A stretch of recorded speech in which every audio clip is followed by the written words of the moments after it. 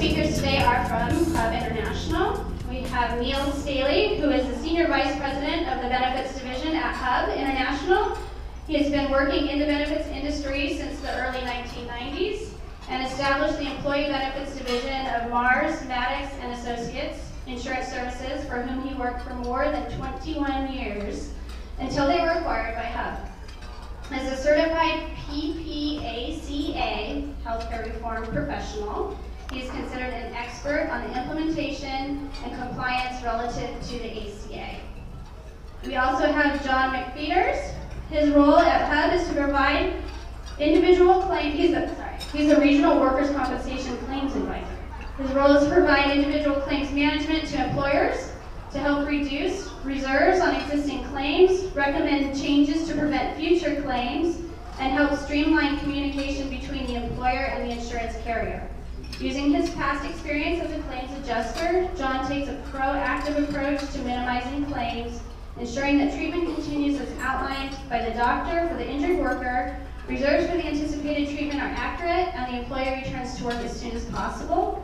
Please give John and Neil a warm welcome.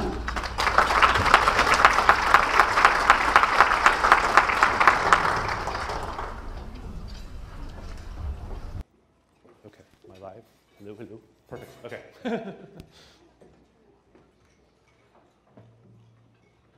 you want to have both of these on?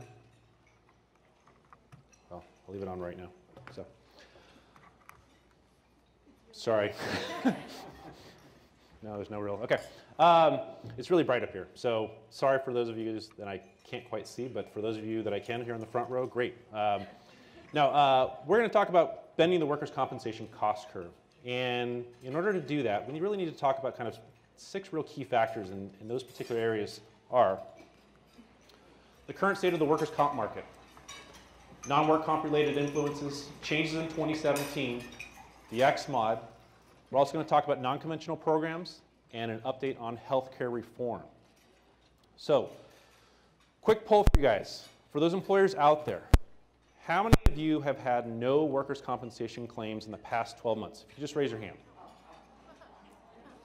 I figured it was going to be very few. So, okay. Now, for everyone else, we all know what claims are, right? They're expensive. How expensive? Indemnity claims are about $82,000 a year. Pardon me, $82,000 per claim.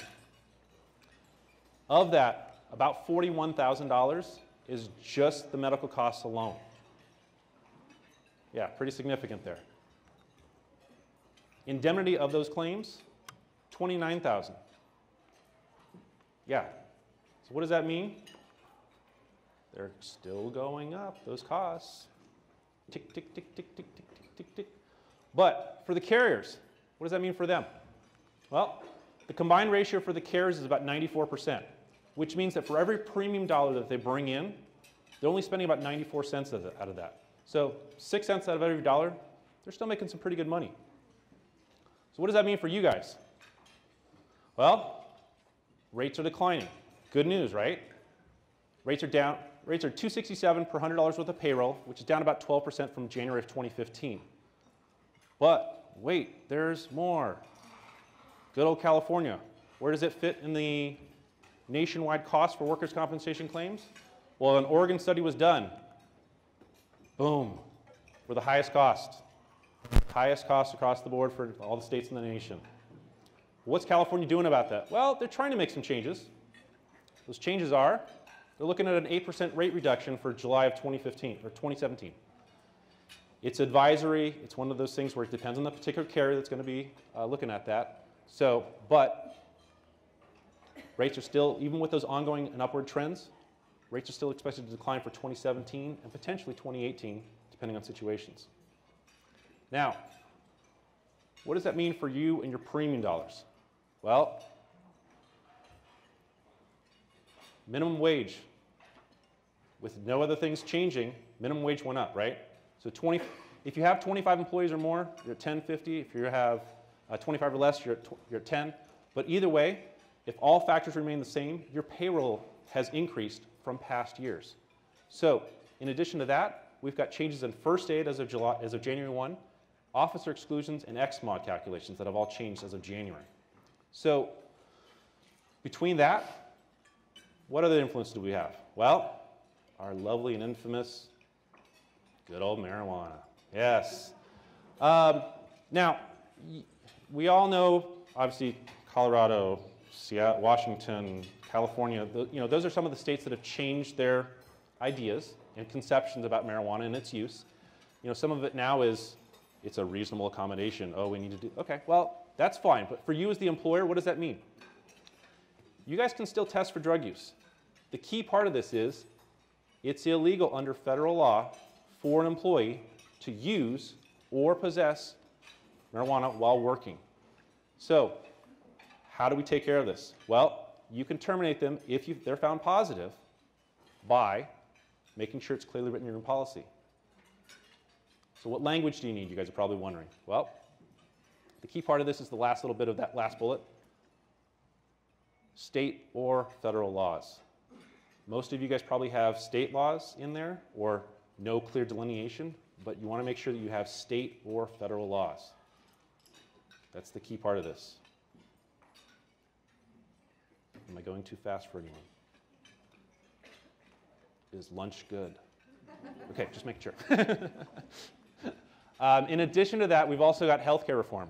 So obviously with the move from the ACA to the American Health Care Act, provided passes and follows through, if those folks that were previously required to purchase medical insurance stop as a result of the change to the AHCA, you now have those folks that don't have coverage. So where are they going to go? What are they going to do? Well, that's possibly, they could file a workers' compensation claim, right? Does it have a bearing on you guys? Absolutely. It may not be your company that they're filing against, but if those rates and those carriers continue to see an upward trend in that claim, in those claims, your rates are going to go up. So, what does that mean? Well, let's talk about the three different points that we discussed earlier. The XMOD, officer exclusion, and first aid. The key point of officer exclusion is in regards to the directors and officers. As of 1/1/17, directors and officers must own 15% of the company to be excluded. They also have to sign a form as well. Now, this includes general partners and managing members. The key part of this is for any of those employers out there that have policies that are currently in place. If you have an officer that owns less than 15%, make sure you talk with your broker or agent because you as the employer could be on the hook for additional premium come audit time.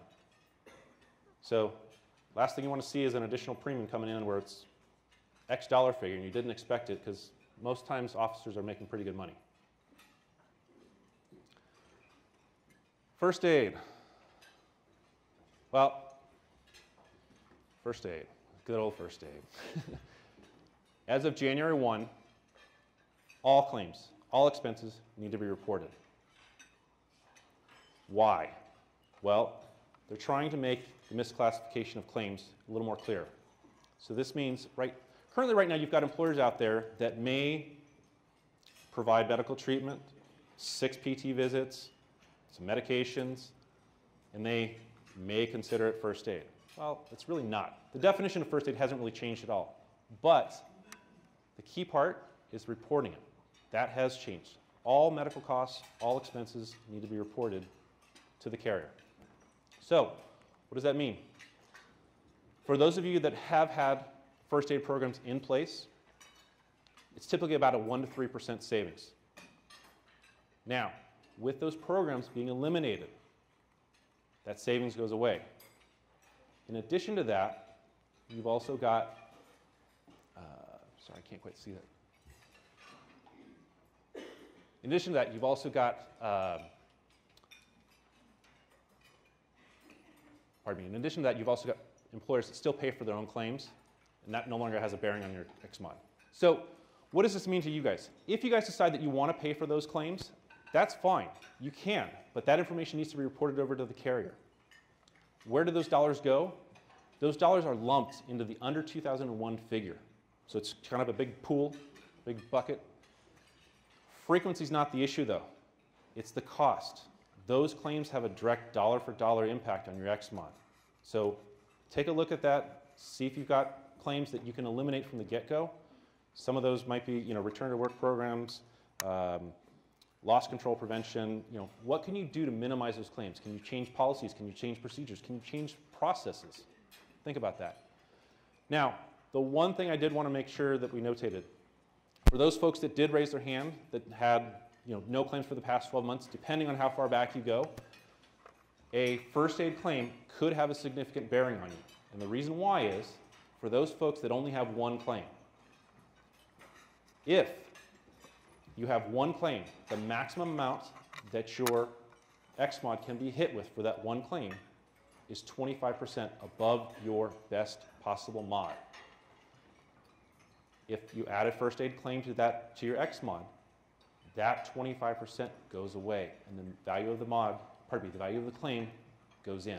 So if that claim was technically 30%, but it was capped because it was just a single claim, you have that 5% savings. Once you add that first aid claim in, that 5% hit to your XMOD goes away, as well as the cost for that medical only or first aid claim being added as well. So just think about that if you have, like I said, for those folks that have multiple claims, this probably doesn't matter to you guys whatsoever, but for those folks that do, it could have a significant bearing on your premiums. So who thinks that the XMOD is the most important part of premiums? Just by raise of hand. Okay, good. All right. It's not. Why? Well, we've got a couple different things. Since 1995, loss rating has really been applied.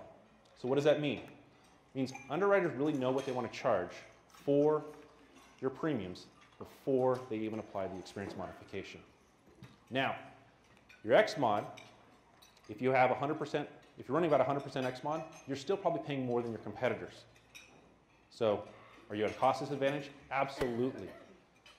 But the carriers understand and know from your XMOD what your policies, not really what your policies are, but really what your performance is within your company. So, can that exclude you from potential business? Absolutely. XMOD's over 125. Think of your contractors out there that are applying for businesses, that are applying for jobs. One of the things that typically goes in is asking what your experience modification is. They're potentially losing business because of that. So depending on certain businesses out there, jobs, contracts, bids, this could have a bearing on it. Now, how do we get the carrier to adjust those premiums to get to a proper calculation? Well, credits. Now, credits can be used to offset an increase in premiums as long as there's a good reason and rationale why.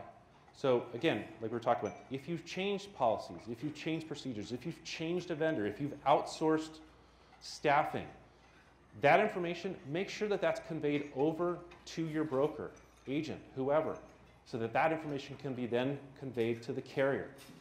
If you've eliminated a possible risk or procedure, they want to know. They want to provide you those savings because now they don't have to worry about paying for it down the road. But you need to make sure that that information is conveyed. Let's see. Obviously, if you've got multiple carriers, depending on the competition, some of them are going to be able to increase those credits. But how do we get those silver bullets? Slight pause. Okay. Those are obviously the underwriter silver bullets. But we need to take a look at return to work programs. Do you guys have one? Is it implemented? Are you guys actually following it? If not, take a look at that. There's all sorts of return to work programs out there. You've got nonprofits that you can send employees to. You still continue to pay, but you send the employee out to the nonprofit. That gets those folks that are sometimes sitting on their thumbs, watching TV, looking for the nearest lawyer to pick up the phone and call. Those return to work, that forces them to attend. If they don't attend, they don't get a paycheck, right? Because you guys are paying them. Now, in addition to that, those monies, because you as the employer are paying those benefits, don't hit your experience modification because of that. It's obviously taken out of the calculation because there's no payments for temporary disability. So just think about that. Written safety program. Again, take a look at some of these policies and procedures. If you don't have some of them in place, reach out, talk to your agent broker, and they can a lot of times put some of this stuff into play for you, or at least provide you the template to be able to provide that. Healthcare programs, medical provider network. This is all obviously regular stuff that should be already posted at this point in time. But again, healthcare, like we talked about, if folks don't have healthcare, what can they do? Where are they going to go? Possibly the workers' compensation route. So just think about that. In addition to that, Neil's going to talk about a couple things here in a few minutes. We've got voluntary benefits and wellness programs. Now, the key part of this is for these credits. These credits are filed with the state. So up to a certain threshold, you can apply for them. Again, that's your broker making sure that they're asking for those. But up to a certain level, they can request them. The carriers can't go above and beyond a certain threshold. So don't think that you're going to get 100% credit out there and have zero premium cost. Won't happen. Let's see, next. Oh yeah. So I wanted to leave you guys with this quote. And here's the key part of this. We're all in the same boat. We're all dealing with workers' compensation. It's a tough situation that we're all in, and here's why. It's really circular.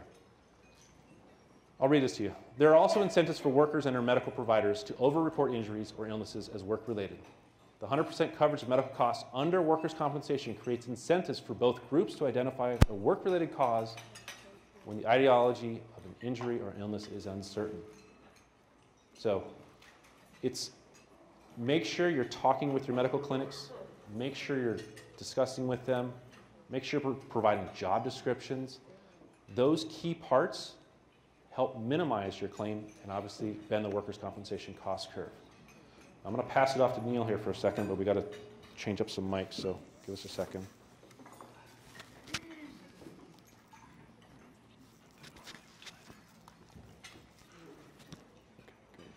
Thank you. Thank you. And we'll be available for questions in just a second. Yeah, we'll have time for questions after I get done for both John and I. You all hear me okay? Okay. So what John talked about is really some conventional types of things to think about to try to curb those workers' compensation costs. And as you heard, Hub has a lot of sides to their businesses. One of the majors are workers' comp, property casualty, and then employee benefits, which is what I do. And what we really try to do is bring down the silos of those two sides, because really they need to be, because there is some crossover and some opportunity to realize some additional savings and to bring people together that could help the overall situation with employers as it relates to workers' compensation.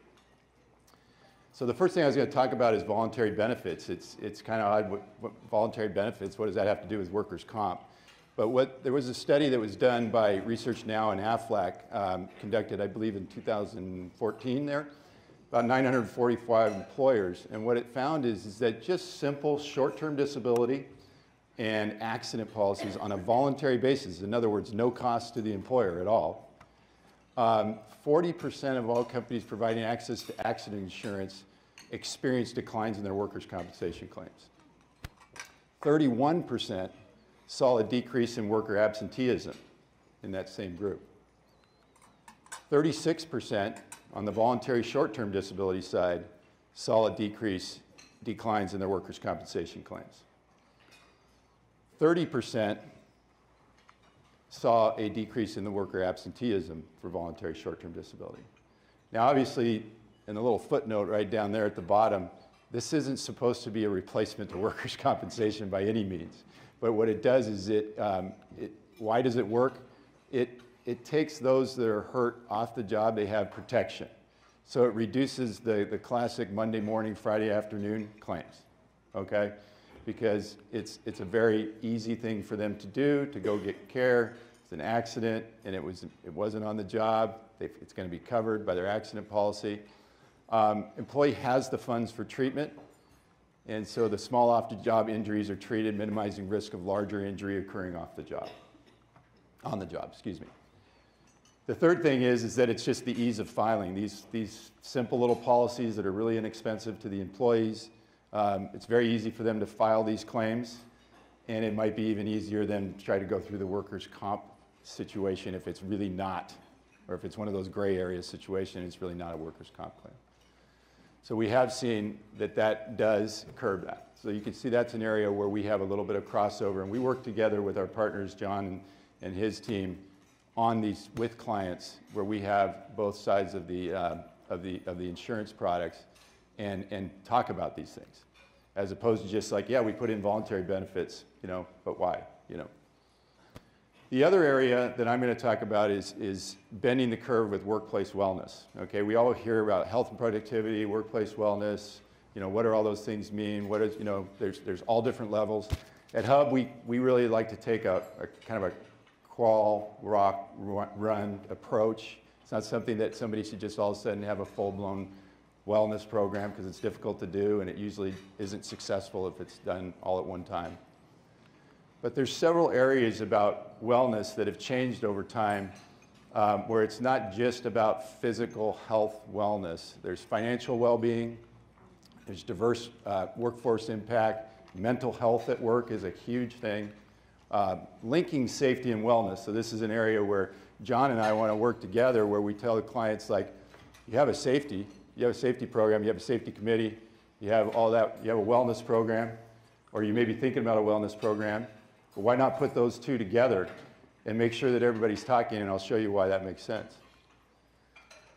Culturally relevant perks. That's been a tongue twister for me as I was practicing it, but that's another area, and I'll show you why. So when we start with financial stress and well-being, 29% of US employees are distracted at work by financial stress. 32% of Americans report financial stress prevents them from just, you know, exercising, having a healthy lifestyle. 37% of employees say they spend 3+ hours work week just dealing with issues related to their personal finances. And now 80% of employers are creating or expanding their financial well-being programs to be implemented in their health and performance programs. So let's talk a little bit about that. So stress is the #1 driver of lost activity. Pretty much we all know that. Finances are the top driver of stress. Employees are overwhelmed by their financial situations. They're less likely to take care of themselves. You know, exercising, not smoking, you know, those types of things. So employers are responding by including financial components to their wellness program, to their well-being program. So what can you do? Communicate to your employee population the link between financial well-being and overall health and well-being. Provide multiple types of financial resources. And everything I'm talking about here is very inexpensive, if not free, in a lot of cases, to implement in your employer groups. Healthcare and benefits education, financial planning, saving for life events, budgeting, debt management. There's a ton of programs out there available that you can bring in and can really help in this financial stress and well-being area. Provide access to personal investment advisors to assist employees with needs based on specific financial stages. I see that a big problem in employers. They really don't have, and there's a lot of rules around you know, their retirement plan, whether you can give them advice and a lot of those things, but if you bring in a professional, you can, you know, offer this to your employee population. This slide just shows us, you've probably been to, you know, dozens of seminars talking about the difference of millennials and Gen Xers and boomers and all the reasons why they are who they are and what the, you know, the big percentage of millennials entering the workplace. But what this slide shows us is that from a personal wellness priority by generation, they pretty much line up. The top three are physical, emotional, spiritual, intellectual, and social are kind of bunched together. But, and then there's different levels of priority from the different ones. Boomers are in the physical and spiritual area. Millennials, emotional, social, occupational, as their highest level of priority. So talking about that, many employers struggle with this, like, you know, what's my situation? You know, how do I deal with the needs of today's multi-generational workforce? Positioning initiatives are becoming a priority where we do a lot of, kind of analysis with our clients on what's their situation, what percentage they have, millennials, boomers, Gen Xers, those types of things, so they can kind of get an idea of how to direct their programs. So employers are, fashioning with a focus on employers' overall well-being. So what can you do? Consider your workforce demographics and don't take a one-size-fits-all. Too many employers think about, okay, I've got this template for a health and productivity program, and this is what's going to work for my workforce. But you've got to really take a look at your workforce demographics and then design around that. Ensure that physical, mental, and emotional well-being, those top 3 that we talked about on the previous slide, are in there, included in the solution. And then look for associations and data sets. So this again is where we kind of come together with the, with all the workers' comp and everything, but looking at claims, health screenings, focus groups, employee surveys to determine priority, okay? So what's the priority of your particular workforce? Every workforce of all my clients are different. They're just different in the way, there's so many differences between them all. Mental health. Unfortunately, 69% of employees report that work is a significant source of stress. 35% of those employees lose 1+ hour of work of productivity per day just due to stress. 64% with high levels of stress feel extremely fatigued and out of control. That's a pretty high number for me. And 67% of employees want more emotional health, mental health resources from their employers. And we do a lot in the EAP, employee assistance programs and things like that, putting it in for our clients. And really it's about communicating those programs and making sure that employees understand that they're available. But they are there, they're out there, but it's getting the communication out there to the employees to help that area, the mental health at work. So it used to be well-being strategies were just on physical health. That was kind of all we talked about many years ago. But now it's like we need a happier, more productive team. Integrated mental and health and behavioral health initiatives are crucial, okay, to getting that overall health and well-being situation in your own employer. This integration serves to meet the growing need. Employees are reporting that they want more emotional and mental health resources from their employee. Some buzzwords, mindfulness and resilience training. Those are the things that the employers, the surveys out there are saying that they want. So what can you do? Consider some measures to support and protect employees' well-being. Flexible work schedules are a popular one. Time management procedures. Raising awareness and creating an open culture to discuss mental health and stress. Integrating mental health and well-being throughout the workplace policies. Okay, just making sure that that's not something we don't talk about, including it. This is a big one, and again, this is where John and I think that you should bring things together. And linking safety and wellness, there's no reason that they should be apart. They should be brought together. There's some statistics out there that if you talk about a smoking cessation program, for example, that one that is integrated between safety and wellness is 2 times as successful as just a standalone smoking cessation program. High-risk individuals are 3 times more likely to file a workers' comp claim. And the high-risk individuals are all the things we talked about before. There's different, there's different subsets of high-risk individuals. And this one's interesting. 3 to 5% of companies outperform the S&P 500 when providing exemplary safety, health, and environmental programs.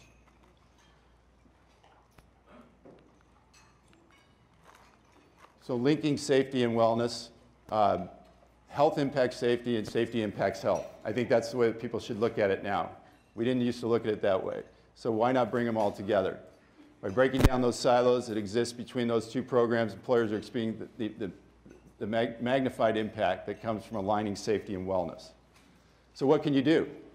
Create a collaborative team of safety and well-being champions. Bring those people together that are leading your safety programs and your well-being programs, whether you call it a health and productivity, whatever you call your wellness program, with a shared vision and goals to integrate health and safety.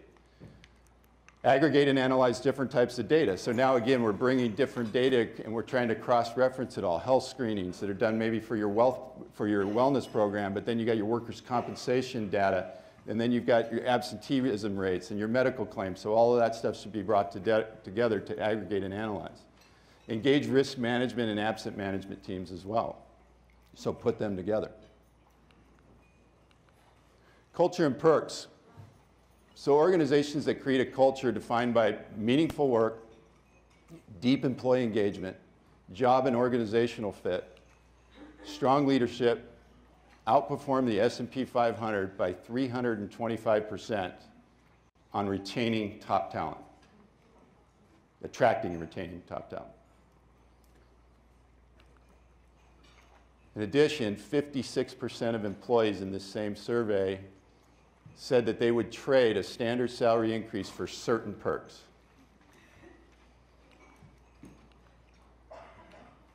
So culture and perks. Happy workers are more productive. So most employers are going out there and figuring out what can we do to further enhance the culture, employee engagement. Many employers are offering unique employee perks in addition to traditional perks. Finding the right perks means identifying what employees value. So we want to know what do they value. So what can you do? You can analyze the relevant data to determine the perks your employees will value the most. For example, millennials, they may be looking for student repayment programs, student loan repayment programs. Your baby boomers are going to be looking maybe more for long-term care, voluntary long-term care, those types of things. Look for low-budget perks. There's some amazing things out there that are, virtually free. Discount programs, we provide them at Hub to our clients.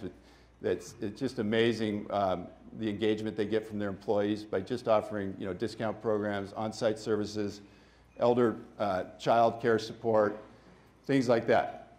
So look into that because it's out there and it's very low cost. And I'm just going to touch on healthcare reform. It's wholly unrelated to this except for what John talked about, in that there could be a shift in how people are covered. And I say how people are covered because are they covered at work? Are they covered individually? What's the situation? So if we take a look at healthcare reform, I just want to reiterate that this thing that passed on May 4th of this year, HR 1628, means nothing yet. Okay, all it is something that passed through the House. It has to go to the Senate. It probably will be completely rewritten before it's even voted on. But to give you an idea of what it had in the law, in the bill, excuse me, not the law, the pay or play mandate repealed as of January 1st of 16 in reverse. ACA reporting, partial repeal of the employee reporting requirements, except for minimum essential coverage or MET coverage. Repeals the myriad of ACA taxes. You got your CORI fees, your health insurance tax, all the taxes that were built into ACA. It's talking about a repeal of that. Cadillac tax delayed again until 2026. Right now it's delayed till 2020. It'll be delayed further. Individual mandate penalty repealed and replaced with a 30% surcharge on premiums when individuals experience a break in coverage. So if they have a break in coverage that's more than 63 days in a 12-month period, there would be a surcharge. And that's what they're talking about replacing with the individual mandate penalty. Insurance marketplaces and exchange modifies rating methodologies. One of the big issues with small group and individual coverage is that they changed the rating methodologies on how they rate the different rates of different tiers of ages. It goes from a 3-to-1 back to a 5-to-1, which is where we were at roughly before. We were probably at a 6-to-1 before. It modifies the provision of subsidies to individuals in exchanges as of 1/1/19. Medicaid expansion repeals expansion as of 2020 and grants states discretion ability to establish eligibility criteria for future Medicaid eligibility. Market reform changes provide state discretion to define essential health benefits as of 1/1/20. and allows for the creation of high-risk pools for individuals with chronic conditions and prohibits pre-existing condition exclusions. So again, the passage of H.R. 1628 is nothing until it gets through the Senate, and then it's voted on through the Senate. But again, they expect a lot of rewriting of this bill before it maybe even comes to a vote. Okay? So that's it. Do you have some questions for either John or myself? We were either good or... No questions. No questions. Well, appreciate Work Partners and having us today, and great event. Thank you.